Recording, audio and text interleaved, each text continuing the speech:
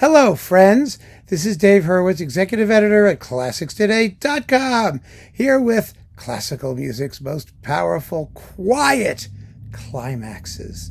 What is a quiet climax, anyway? Well, it's a moment that makes you listen more intently and that gives you some kind of emotional payoff. It doesn't have to be loud, it just has to be meaningful. And audibly so. And I have a fabulous example here.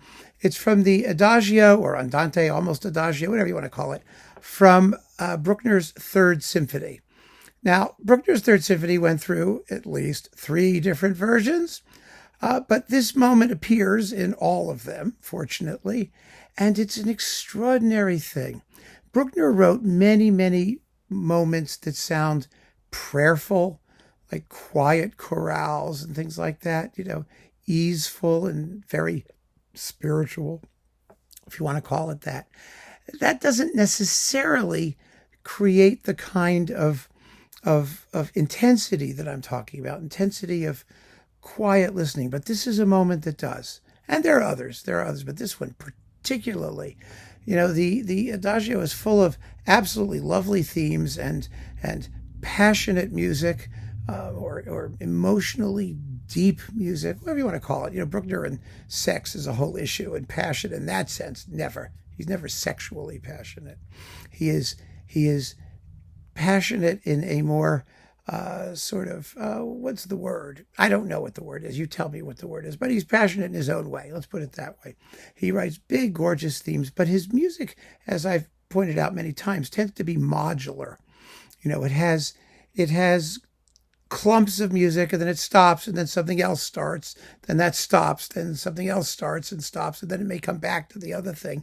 It has lots of pauses and moments, and he makes fabulous use of that concept in his mature work. Some people think it's all stop and go, but it's not really. It's a different way of thinking about musical construction. And this is one of those cases where he creates a climax by having a very warm and a throbbing string thing, and it cuts off, and then we hear this.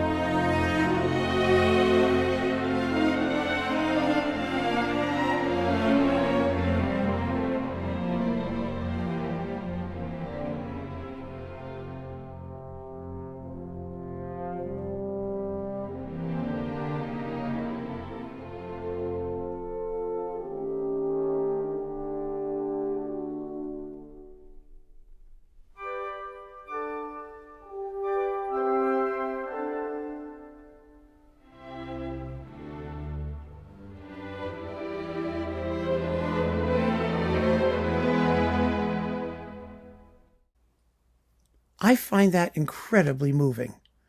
I really do. It's so touching. It's music of simple humility. And the music tries to maintain that while also wanting to sort of get back to the heavy breathing that started before. But what a remarkable moment. It's remarkable in its simplicity.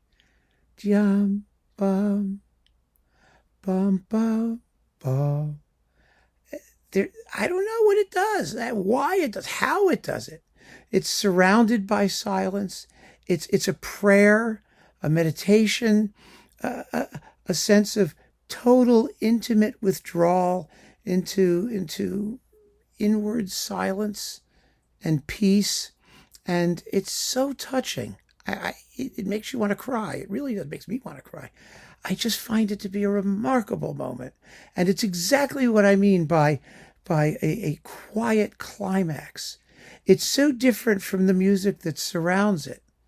It's almost like a foreign body inserted into all the much more complicated, more searching, more probing, and more obviously emotional music around it. And then all of a sudden, the music just stops and says, no, this is what it's really about. Just this. And it's magical. It's absolutely magical. So I wanted to share that with you. This was Marcus Poschner with the Bruckner Orchestra of Linz. This is the 1877 version of the symphony, the middle version, the one that Bruckner preferred, by the way, the one that we should all be listening to.